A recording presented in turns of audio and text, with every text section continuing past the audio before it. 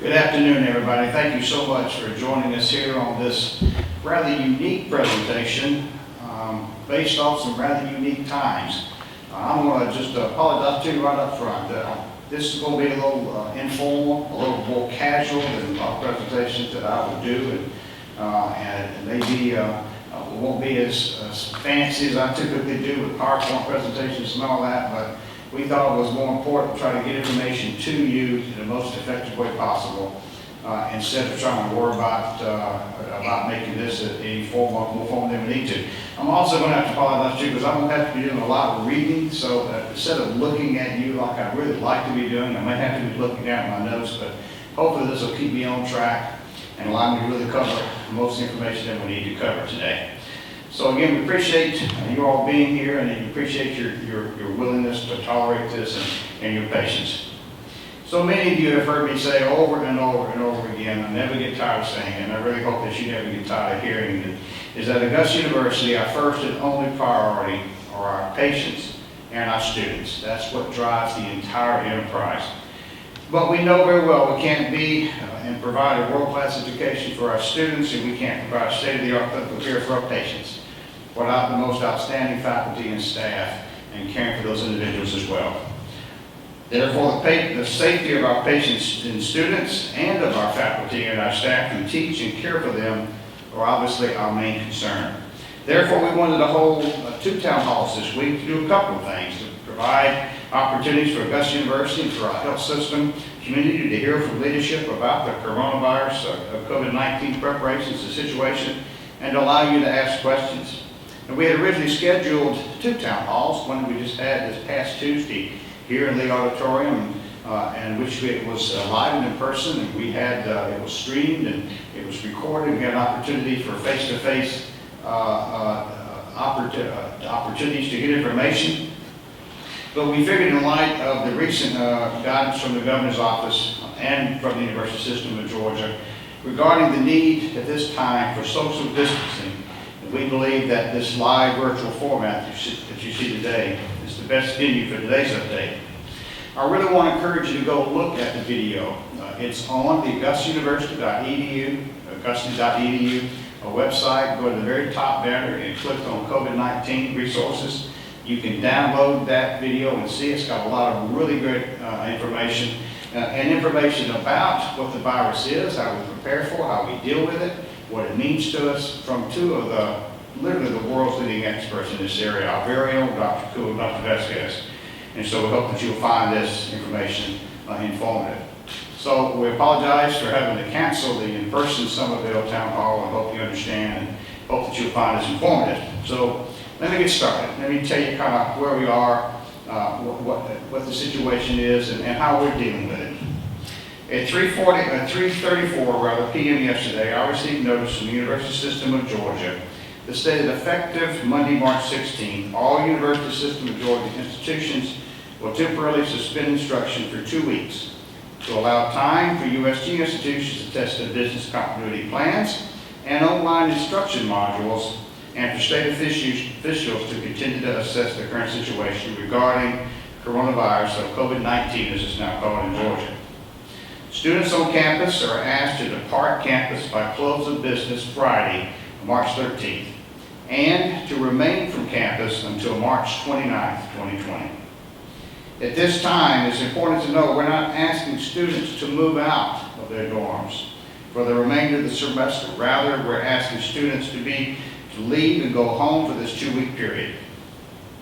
At 7:29 p.m. yesterday, I received additional guidance from the University System of Georgia based on following further guidance from the governor's office, which has asked us to take immediate action to implement telework options for staff who can telework from home or other locations without interruption to their duties. And when we talk about teleworking, we're also talking about flexible scheduling. We're asking supervisors to implement schedules that will reduce the number of employees physically on campus and to the minimum level required at any given time to sustain service, safety, and compliance.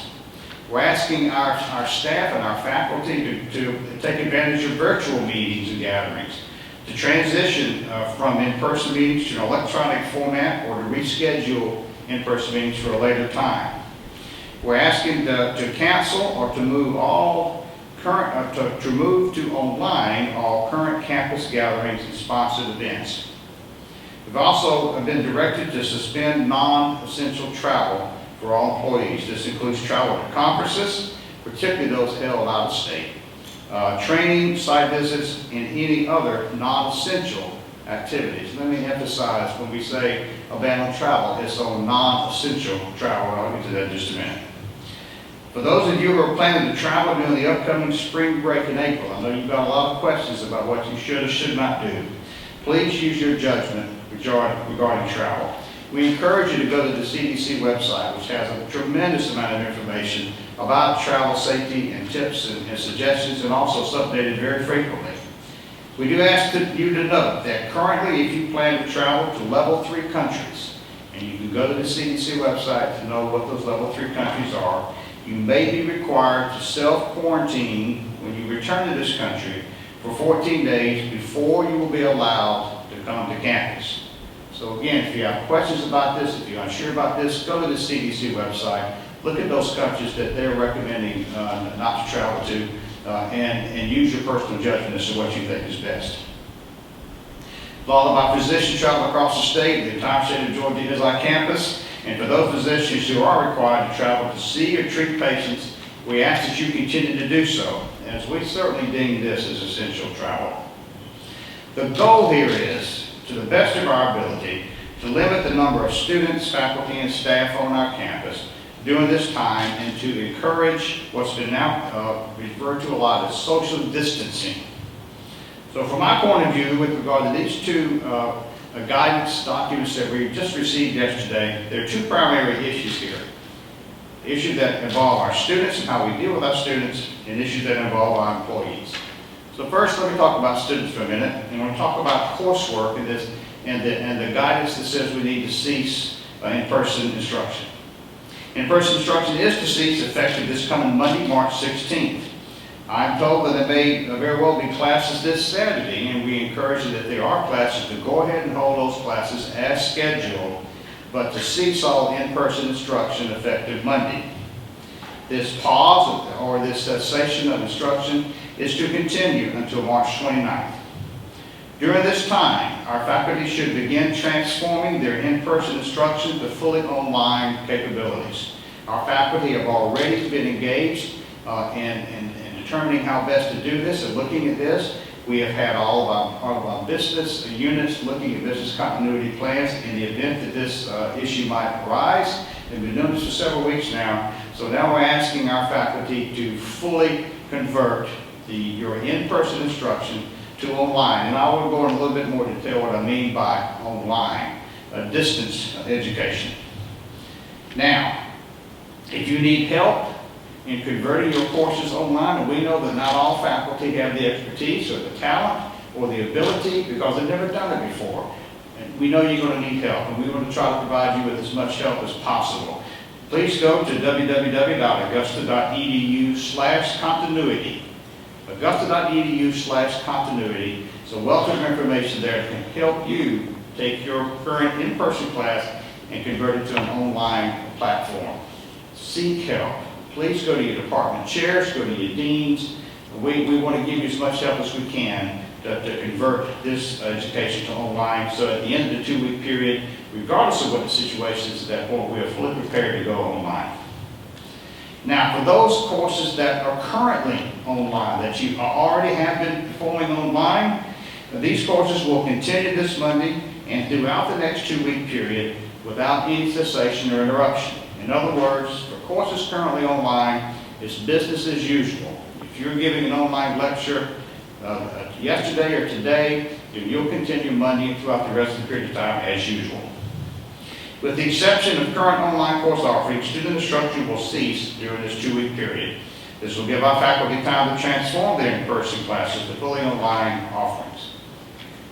Now, having said that, we realize that AU is in a very unique position because it is very, very unique. If you are in these disciplines, please work closely with your deans if there are issues that you believe make it difficult to transform course offerings to online. or that make it impossible for you to cease education during this 2-week period. I just left a meeting with your deans in these colleges, lawful clinical courses. They're going to be working with the provost. We're going to be working directly with the University System of Georgia to see if how we can deal with those unique courses that require students to have patient contact, or because of their cohort lockstep progression, we don't want to interfere with that. So if you're in those disciplines, you should be getting guidance on that as soon as possible. This is very important. And we know this is going to cause disruption, it's going to cause confusion, and it's going to cause a little bit of a heartache. But we want to do everything in our power to hold our students harmless regarding their education experience. And we would do everything in our power to ensure that every student receives the academic experience that will allow them to achieve full credit for their particular courses, regardless of the venue, regardless of the method, to deliver that education. That is our promise and a commitment to you. We're going to work with our students to make sure that they can continue their education, even under these most unusual circumstances. We're asking our faculty and college administrators to be flexible and be creative in delivering educational experiences for our students. We also ask that our faculty be mindful that their individual students' capabilities to successfully complete online or even distance education are different, and to please be cognizant of home bandwidth issues, of home computer capabilities, etc. You may have to resort to old-fashioned teleconferencing, picking up the telephone to achieve your course requirements. Again, use your expertise, be creative, help your students be successful in whatever way you have to do it, and be mindful that not all students have the capability to do state-of-the-art online education or prepared for online education. So we're going to have to be patient with each other. We're going to be patient with our students. And I'm excited to see how our faculty are going to be able to use their incredible talents to make this possible. We have already canceled several study abroad programs, and we ask students and faculty to watch for more updates or looking at study abroad programs, and we are tackling those that are the most recent to us, and we'll be getting word out to you as soon as possible about whether those programs will continue. So now let's move to student and housing. We know we have a lot of our students that are housed on campus, and we want to be mindful of that. Students are asked to depart campus by close of business today, Friday, and to remain away from campus until March 29th. We are not asking students to move out of their dorms, but they should take with them whatever they need to continue their studies remotely. Leave your TVs in the dorms. Take your book bags, okay? Leave your dorm stuff there. Take with you home things you might need for the next 2 weeks, and things that you might need to continue their studies remotely if we deem that necessary. We realize that some students may not be able to move out for a variety of reasons. These students will be allowed to stay in their dorms, but we ask you to please get with Student Affairs if you need to stay in your dorms for any reason. Students who are on work study will be allowed to stay and to continue their work. We realize that some students, this is their only source of income. It's very, very important that we maintain this and allow these students to continue to make this income and continue their work. And we will make provisions for you to stay on campus so that you can do so. Federal work students will also be allowed to continue their work. We've already gotten information federally that will allow us to do that. If you're employed in town and you really believe that you need to stay here and you can't afford to take off and go home or other location for a 2-week period, please get with Student Affairs to discuss these possibilities. We'll work with you however we can, try to make it convenient for you to stay. But the goal here is to get our students away from campus and get them home. If you're a PhD or a doctoral student or a graduate student, you'll be allowed to continue to research if needed. We know how important that is to your study, and your students too, and we want to hold you harmless as well. So please know that if you need to stay here, continue that, do so. But we encourage you to use flexible scheduling. We encourage your mentors to work with you on flexible scheduling or remote study and remote research if that's at all possible. For those students who will be required to remain on campus for whatever reason, Student Services is already working to ensure that you have access to food and dining and other needs that you have. I've already spoken with our Chief of Police and his folks, And if we have only 1 or 2 students on the floor, we're going to make sure that you feel safe, that you're attended to, and that you can have as productive as an experience here as you need to. As it stands right now, all of this is subject to change. And I think we all have to be willing to be flexible and understand that this is a very dynamic and very fluid situation. Our originally scheduled spring break will be continued as planned. That's several weeks off, as you know. We're planning to go ahead and take spring break at that time. Trying to change that. We feel at this point will be too disruptive, but that's also subject to change. Please stay tuned for updates on this particular issue. Students, please stay in contact with us. Go to the Augusta.edu website. Look for updates. We're going to be trying to contact you with emails and texts and phone calls. And if you haven't received information from us, pick up the phone and call your department. Call your faculty. You know many of your faculty personally. They want to make sure that you're safe and that you get everything that you need. Now let's move on to employees, because we're also asking that our employees help with this social distancing concept that the governor's asked us to do. Regarding our employees, we're asking for all supervisors to work with their employees to allow for teleworking options, and we're also asking you to be creative in finding ways of social distancing our employees. For those employees who are working from home as a viable option, we want to ask you to arrange telework opportunities and ask our supervisors to help employees arrange these. We want to have you look at flexible scheduling as a potential option, and that should also be explored whenever possible. We are going to try to give our supervisors as much leeway as possible and give you as much flexibility on how you document both telework and flexible scheduling.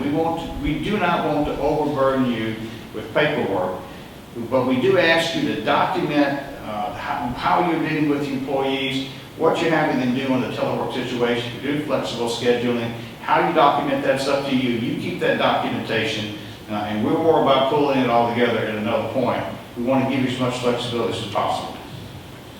It is very important that we pay attention, special attention to our hourly workers, our hourly employees, especially those whose job duties do not lend themselves to telework or flexible scheduling. I am depending on all of our supervisors, and indeed this entire enterprise, to find ways for these employees to maintain their work hours and schedules so that no interruption in pay occurs. Be creative. Let's work on ways to share employees where we can. If you have a department or 3 or 4 departments within a college, and you can do flexible scheduling, and you need someone present physically to answer the phone and take care of business continuity, then let one person from a department on Monday work, the next person from another department on Tuesday work, share employees. Let's find creative ways to allow our employees to telework, but yet still keep business working. So supervisors, please use your professional judgment to allow for social distancing while at the same time maintaining business continuity. Although our scheduling may be flexible during the next 2 weeks, we are still open for business in every way, shape, form, and fashion, and in every sense of the word. Please contact Human Resources if you have questions regarding these issues. We're going to be putting more information out for you, frequently asked questions. If you can't find anything, you just don't know, pick up the phone and call someone from HR. We got one of the best human resource departments in the country, bar none. And they are dedicated to help you and to help you help your employees through this time. There have been a lot of questions about our employees' health, especially employees at the health system that have contact with patients, or employees that may become ill during this period of time. For employees who are subject to high risk of illness or exposure to COVID-19, the coronavirus, or who may be caring for an ill member of their household, institutions have been asked to allow for flexible utilization of leave. All available leave will be allowed for COVID-19 illness or to minimize exposure to those that are high risk and unable to telework. At the point that all accumulated leave has been exhausted, employees will have access to an institutional shared sick leave pool. If the institution's pool becomes depleted, a special enrollment period may be initiated to accept additional program participants. When all else fails, go to the Augusta.edu website. We promise to do everything we can to keep you informed. These are very trying and uncertain times. Jaguar Nation is strong, and our commitment to our students and our patience is enduring. By definition, Augusta University is composed of some of the smartest and most caring people on the planet. And I know you will all continue to do what you have always done, ensuring that we continue to provide the greatest educational opportunities for our students and the most compassionate, state-of-the-art care for our patients. We will continue to be over-prepared so that none of us will have to overreact. And the best takeaway I can give you is, as simple as it sounds, is stay calm and wash your hands. Thank you very much for your attention. Thank you very much for giving me the opportunity to spend a little time with you. As I've said, my promise to you is we're going to do our very best to keep you informed. And I know you'll be patient with us. I know you'll be patient with our great state and our governor and our system as we, as a family, get through this particular issue. Wish you all the very best. Thank you for what you do, and go Jags.